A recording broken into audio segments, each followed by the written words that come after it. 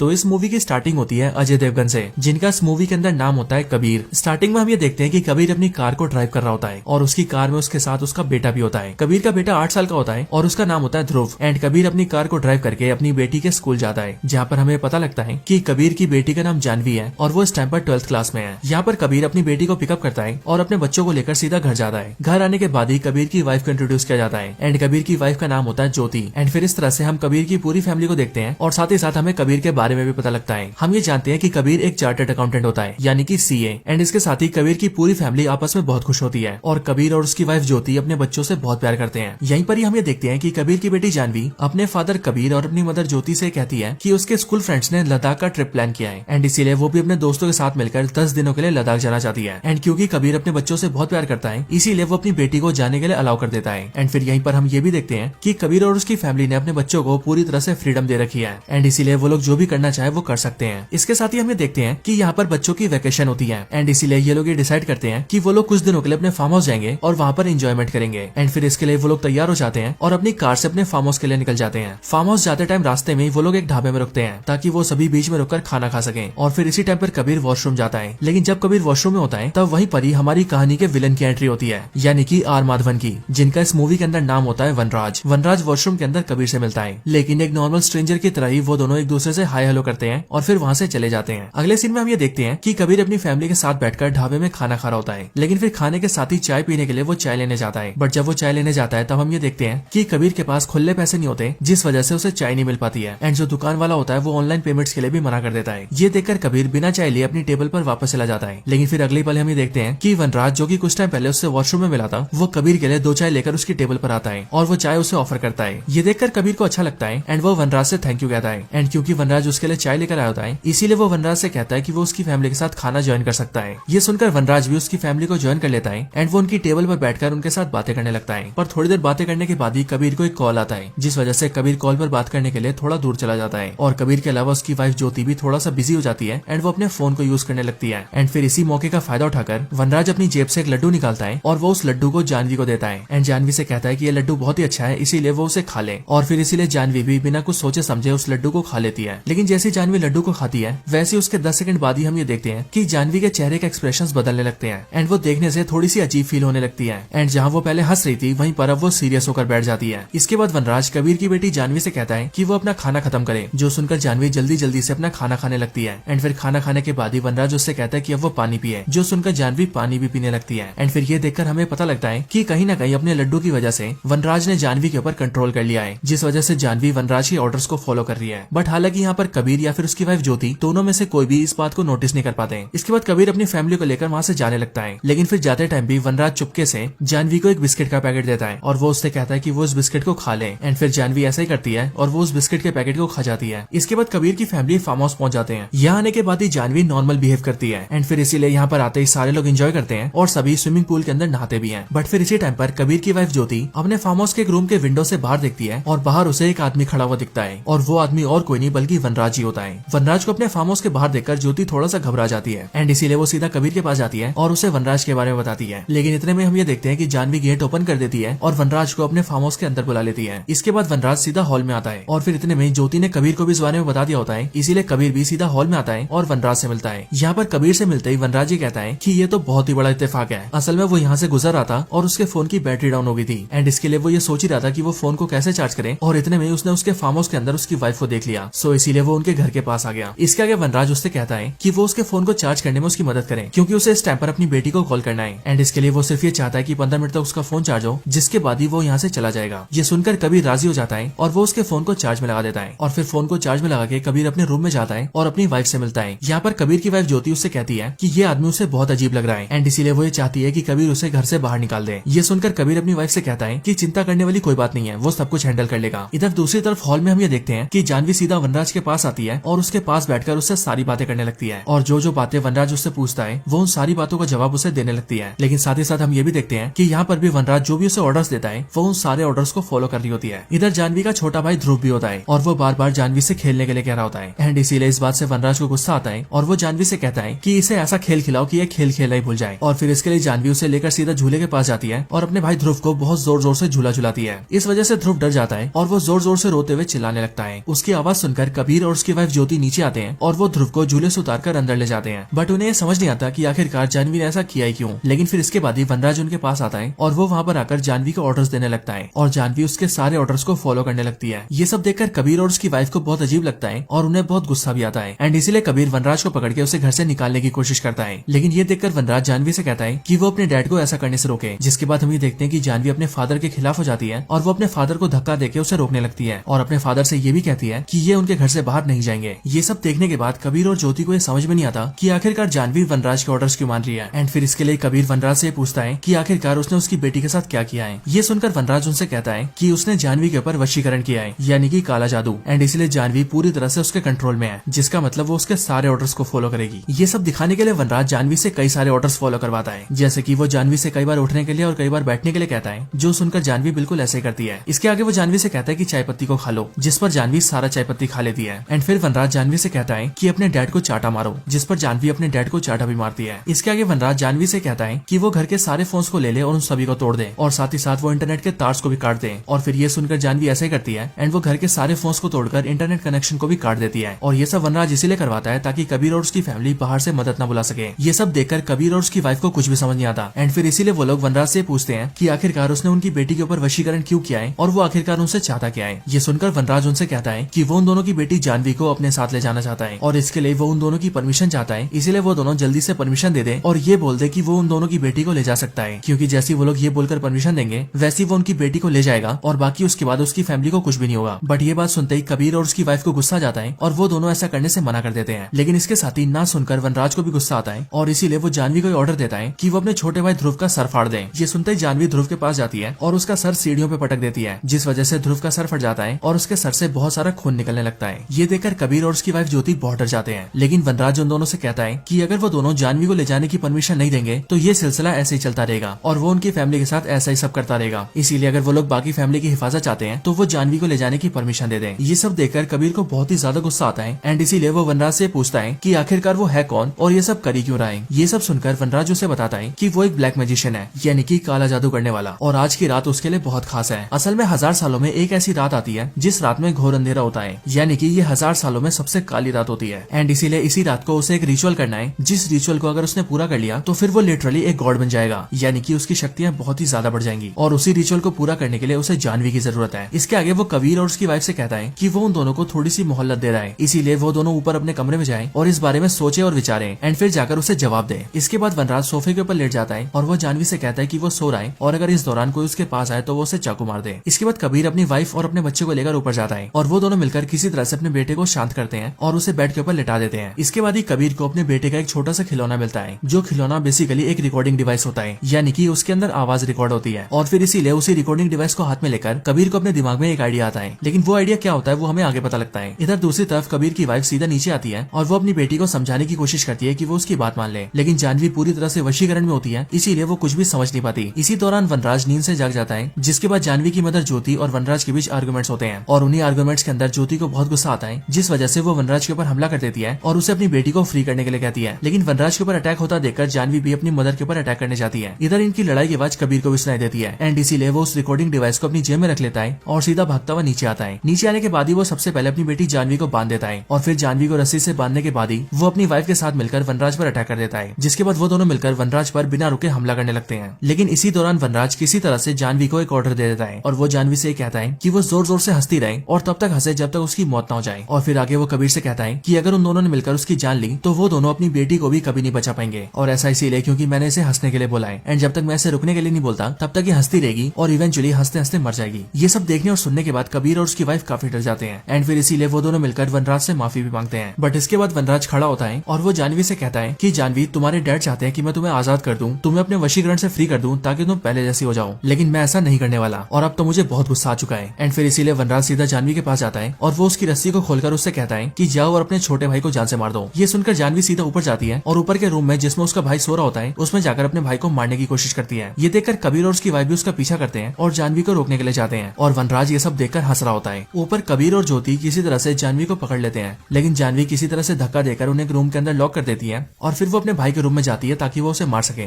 लेकिन वहाँ जाकर वो ये देखती है कि उसका भाई वहाँ से भाग चुका है और फिर इसके लिए वो अपने भाई को पूरे घर में ढूंढती है, लेकिन तब उसे पता लगता है कि उसका भाई गार्डन में छुपा हुआ है एंड इसके लिए वो उसे मारने जाती है, लेकिन उसका भाई ध्रुव किसी तरह से उससे बचते हुए छत के ऊपर चढ़ जाता है, जो देखकर जानवी भी उसके पीछे पीछे छत पे चढ़ जाती है। लेकिन इतने में कबीर किसी तरह से गेट खोल लेता है, जिसके बाद कबीर और ज्योति सीधा गार्डन में आ जाते हैं। लेकिन इतनी देर में जानवी ध्रुव को पकड़ लेती है और वो उसे छत से नीचे फेंक देती है। छत से गिरने के बाद ही कबीर और उसकी वाइफ ज्योति को ऐसा लगता है कि उनका बेटा ध्रुव मर चुका है, लेकिन वो दोनों ये देखते हैं कि ध्रुव अभी भी जिंदा है। बट ये सब देखकर कबीर और ज्योति पूरी तरह से होपलेस हो जाते हैं एंड उनकी सारी उम्मीदें टूट जाती हैं। एंड फिर इसीलिए इतने में वनराज उनके पास आता है और वो उन दोनों से कहता है कि वो जानवी को ले जाने की परमिशन दे दे, वरना ये सब यहाँ पर थमेगा नहीं और आगे भी यही सब होता रहेगा। और फिर इसके लिए कबीर और ज्योति उससे कहते हैं कि वो उन दोनों की बेटी को ले जा सकता है। परमिशन मिलने के बाद ही वनराज जानवी को अपने साथ ले जाता है और जैसे ही वो वहाँ से निकलता है वैसे ही कबीर अपनी वाइफ और अपने बेटे को लेता है और उन दोनों को कार में बिठा देता है एंड अपनी वाइफ से कहता है कि वो बेटे को लेकर सीधा हॉस्पिटल जाए और वो इधर से जानवी को बचाने के लिए जा रहा है। इसके बाद ज्योति ऐसे करती है और वो अपने बेटे को लेकर सीधा हॉस्पिटल जाती है और कबीर वहाँ से सीधा अपने वॉचमैन के पास जाता है और वहाँ से उसका फोन और उसकी बाइक ले लेता है और फिर अपने वॉचमैन के फोन से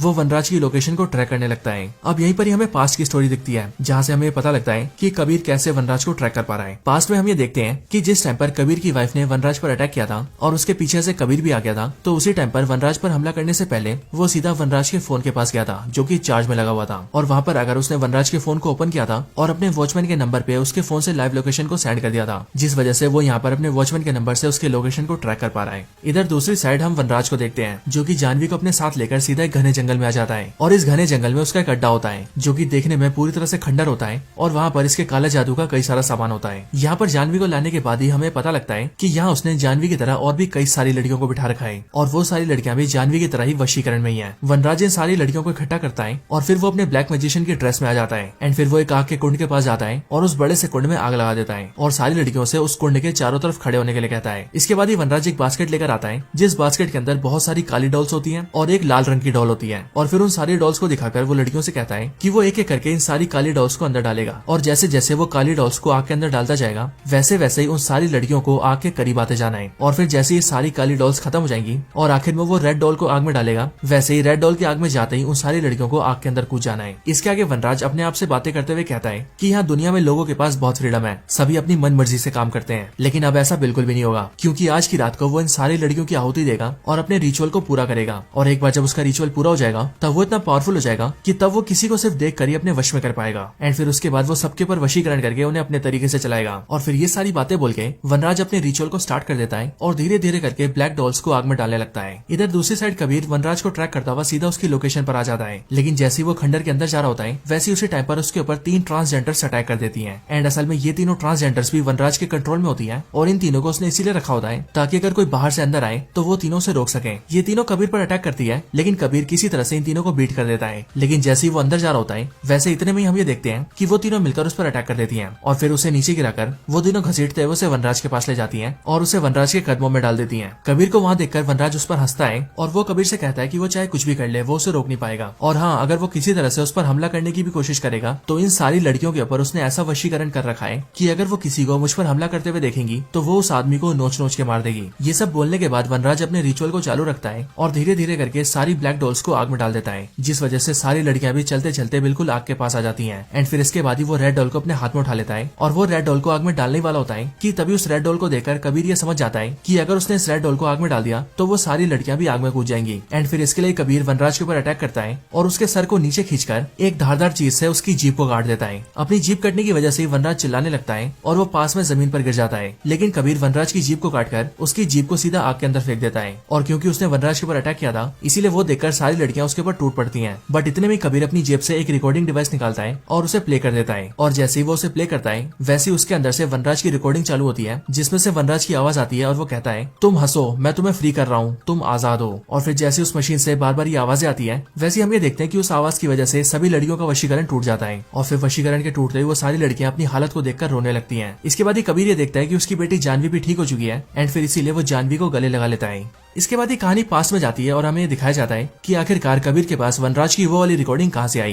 पास में हम ये देखते हैं कि जैसे ही कबीर के हाथों में उसके बेटे का रिकॉर्डिंग डिवाइस आया था वैसे ही उसने उसे चालू करके अपनी जेब में रख लिया था और फिर इसीलिए जिस टाइम पर वनराज ने ये बोला था कि जानवी तुम्हारे डैड चाहते हैं कि मैं तुमसे ये बोलूं कि मैं तुम्हें आजाद कर रहा हूँ और अब से तुम फ्री हो, वैसे इसी टाइम पर कबीर ने इन सारी वॉइस को रिकॉर्ड कर लिया था और फिर बाद में उस रिकॉर्डिंग को अपने लैपटॉप में डालकर उसने उसमें से सिर्फ लास्ट के वर्ड्स को रखा था जिनमें सिर्फ ये लाइन थी कि मैं तुम्हें आजाद कर रहा हूँ और अब से तुम फ्री हो। और यहाँ पर सभी लड़कियों के वशीकरण को तोड़ने के लिए कबीर ने उसी रिकॉर्डिंग को प्ले किया था। इसके बाद कहानी शिफ्ट होती है और हमें अगले दिन का सीन दिखाया जाता है। अगले दिन हम ये देखते हैं कि कबीर और उसकी पूरी फैमिली हॉस्पिटल में होते हैं और यहाँ पर कबीर की पूरी फैमिली खतरे से बाहर होती है। इसी टाइम पर कबीर से मिलने के लिए एक लेडी पुलिस आती है और वो पुलिस कबीर से आकर कहती है कि उस काला जादू करने वाले के पास 108 लड़कियां थी और ये सारी 108 लड़कियां काफी सालों से कई जगहों से गायब हो रही थी और हम बहुत ज्यादा तलाश के बाद भी उन्हें ढूंढ नहीं पा रहे थे। लेकिन कल कबीर ने उन सारी लड़कियों को बचा लिया है, जो कि बहुत अच्छी बात है। एंड अब पुलिस ने उन सारी लड़कियों को उनके घर भी पहुंचा दिया है। बट यहीं पर ही कबीर पुलिस से कहता है कि वनराज कहाँ पर है, जिस पर पुलिस उससे कहती है कि वो अभी भी गायब है बट वो लोग उसे ढूंढ लेंगे।